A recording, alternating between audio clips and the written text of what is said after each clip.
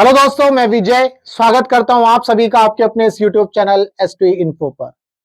जैसा कि आपने हाल ही में सुना होगा, दिल्ली के सीएम अरविंद केजरीवाल उनको जो है जब्त कर लिया गया है। जी आपने सही सुना, जब्ती किया गया है प्रॉपर्टी को। तो जब्त हुई नहीं तो उन्हीं को ही जब्त कर लिया गया।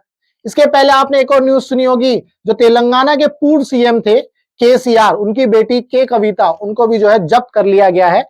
और जैसा कि आप यहाँ पर देख सकते हैं, अब इनको जब्त किसने किया ये भी आप जानते हैं, ईडी।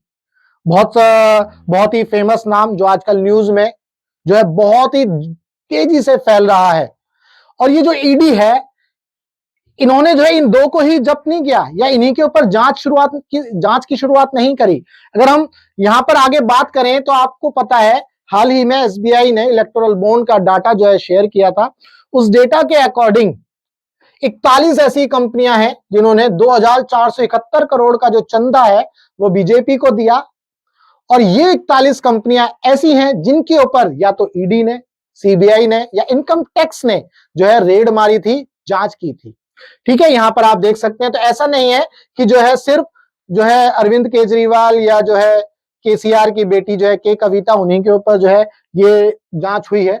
वो बात अलग है कि यहां पर जो है आप देख सकते हैं, इन कंपनियों के ऊपर छापा पड़ने के बाद इन्होंने जो है चंदा दिया है, वो एक अलग बात है। चलो, आप देख सकते हैं बीजेपी को जो है इलेक्टोरल बॉन्ड के तहत लगभग 6000 करोड़ का जो है चंदा दिया गया है।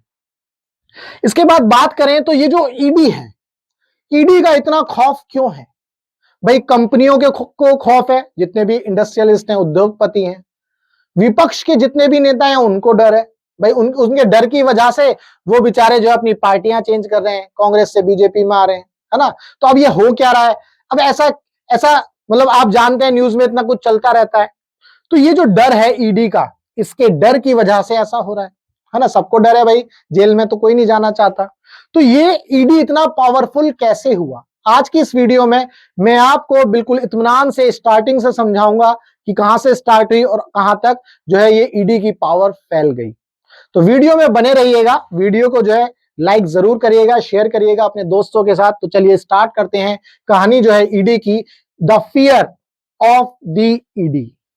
चलो भाई, प्रवर्तन निदेशालय इसका हिंदी में नाम है। और जैसे कि आप जानते हैं, आजादी के समय जब 1947 में हमारा देश आजाद हुआ था, तो विदेशों में उस समय स्टॉक एक्सचेंज में लेन देन होता था। अब ये जो स्टॉक एक्सचेंज में जो लेन देन होता था, उसकी जांच के लिए एक यूनिट बनाने की या एक जांच एजेंसी की जो है रिक्वायरमेंट हुई।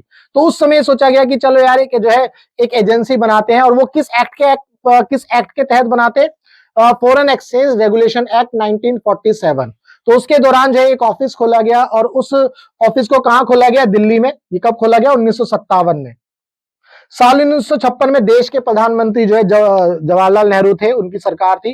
तो आर्थिक मामलों के अंदर जांच को लेकर के उन्होंने एक यूनिट खोली जिसका नाम था एनफोर्समेंट यूनिट। ये जो है आर्थिक मामलों के ऊपर जो है छानबीन या जांच करती थी। ठीक है जी। इसके बाद बात करें तो एनफोर्समेंट यूनिट के अंदर जो हायरार्की थी उस दौरान, वो क्या थी? इसके अंदर लीगल सर्विस अफसर रहते थे, जो कि इस यूनिट के डायरेक्टर थे। और आरबीआई की तरफ से एक अन्य अधिकारी होते थे जो इनको असिस्ट करते थे, यानी कि उनको असिस्टेंट डायरेक्टर बोल दिया गया। और वो डेपुटेशन पे उनको रखा जाता था। इनके नीचे 3 इंस्पेक्टर रैंक के अधिकारी होते थे, जो स्पेशल पुलिस एस्टेब्लिशमेंट की तरफ से होते थे। इस तरह का हायरार्की लेवल था उस समय, जब इसका नाम था एनफोर्समेंट यूनिट। एनफोर्समेंट यूनिट की जो है जी 3 शाखाएं, यानी कि पहले इसकी 2 शाखाएं थी, 2 ब्रांचेस थी, बॉम्बे और कलकत्ता के अंदर। तीसरी जो ब्रांच बनती है मद्रास। जब तीसरी ब्रांच मद्रास में बनती है, तभी एनफोर्समेंट यूनिट का जो नाम है वो चेंज कर दिया जाता है एनफोर्समेंट डायरेक्टरेट। ठीक है। और इसको कब किया गया? 1957 में एनफोर्समेंट डायरेक्टरेट इसका नाम रखा गया। और तीसरी ब्रांच भी मद्रास के अंदर तभी खोली गई। आप यहां पर देख सकते हैं, ये तीनों जो शहर हैं, बॉम्बे, कलकत्ता, मद्रास, इन तीनों शहरों में जो है स्टॉक एक्सचेंज है। तो उस दौरान जब स्टॉक एक्सचेंज है, जब तीनों शहरों के अंदर था, तो उन स्टॉक एक्सचेंज के अंदर जो भी लेन देन होता था, उसकी जांच करने के लिए ईडी को रखा गया था, ईडी को बनाया गया था। ठीक है जी। इसके बाद साल 1960 में जो ईडी का जो प्रशासनिक कंट्रोल था, यानी कि एडमिनिस्ट्रेटिव कंट्रोल था, वो इकोनॉमिक अफेयर्स का जो का नियंत्रण आर्थिक मामलों के विभाग से, यानी कि इकोनॉमिक अफेयर्स डिपार्टमेंट के पास था, जिसको बाद में ट्रांसफर किया गया डिपार्टमेंट ऑफ रेवेन्यू में, है ना। डिपार्टमेंट ऑफ रेवेन्यू जो है एडमिनिस्ट्रेटिव कंट्रोल करने लगा 1960 के बाद। कुछ वक्त के बाद जो है इन्होंने जो फेरा एक्ट था 1947, इसको रद्द कर दिया गया और 1973 में एक नया एक्ट आता है फेरा 1973। सिंपल सी बात है, फेरा 1947 से फेरा 1973 एक एक्ट बन गया। उसके तहत 1973 से 1977 यानी कि 4 साल तक ईडी जो है उसका एडमिनिस्ट्रेटिव कंट्रोल किसके पास था?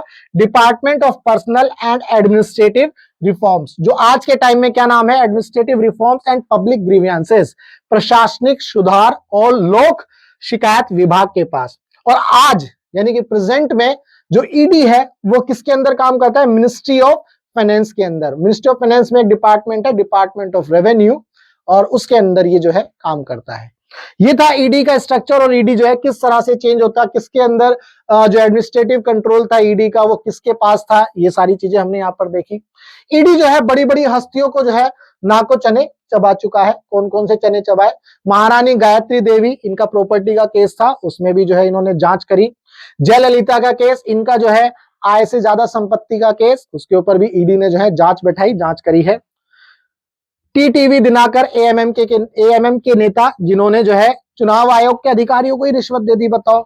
अब उसके अंदर जो है मनी लॉन्ड्रिंग का जो है इनके ऊपर आपराधिक मामला चलाया गया, वो भी ईडी ने जांच किया था।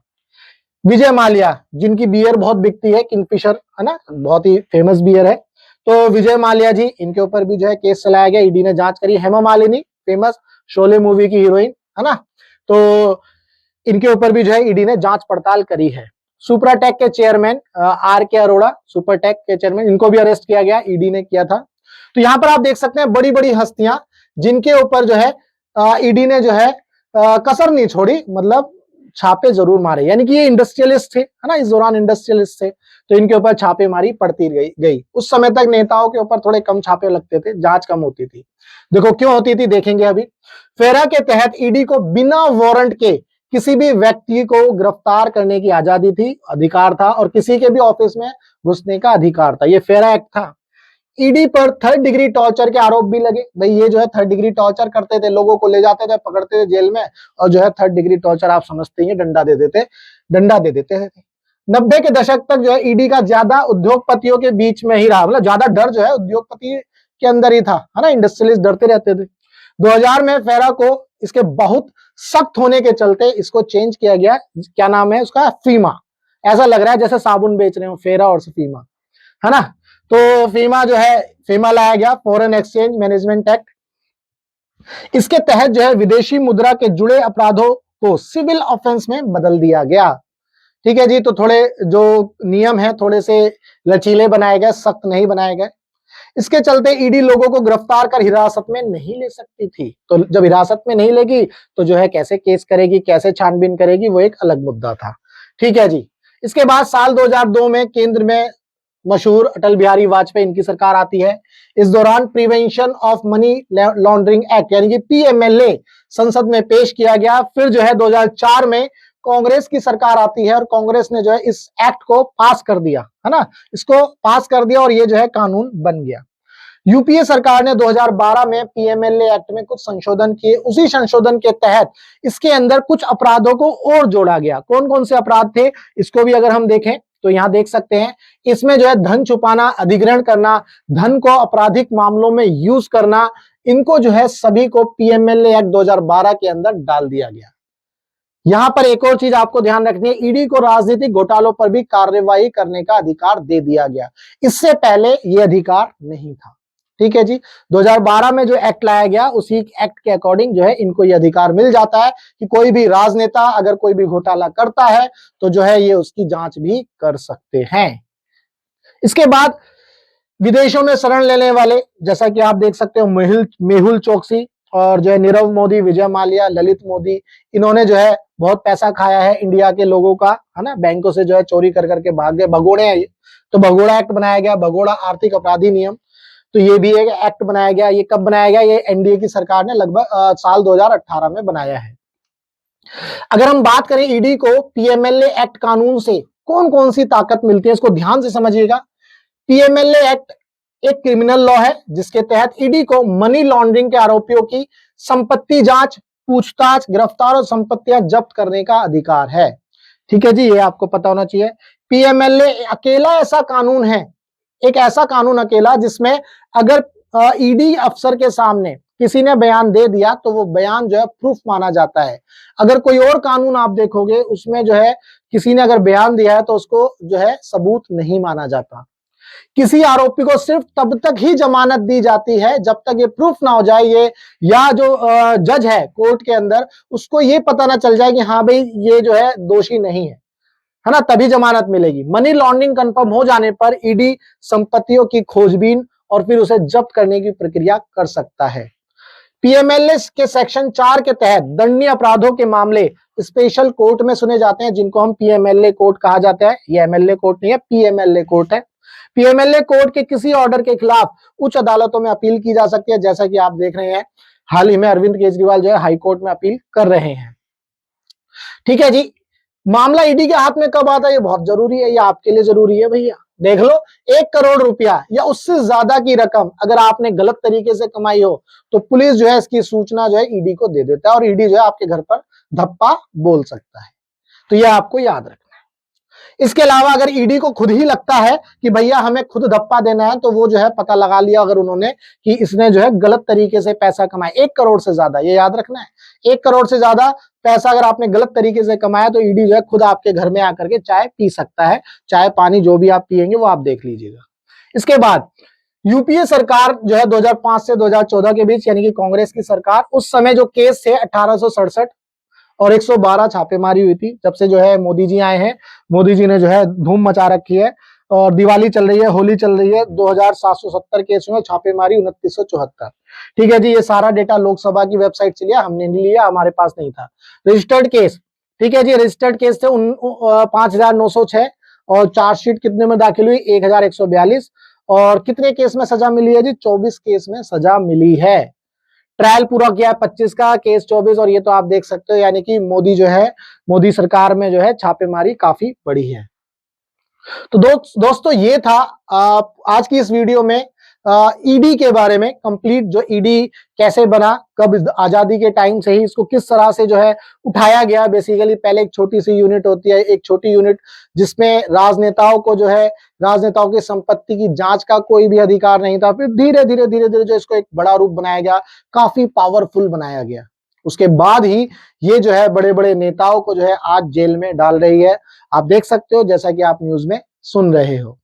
तो दोस्तों ये था पूरा का पूरा ईडी के बारे में, एनफोर्समेंट डायरेक्टरेट के बारे में। अगर वीडियो अच्छी लगी हो तो वीडियो को लाइक करना, अपने दोस्तों के साथ शेयर करना। मिलेंगे अपनी नेक्स्ट वीडियो में, तब तक के लिए good bye, tata, take care, जय हिंद।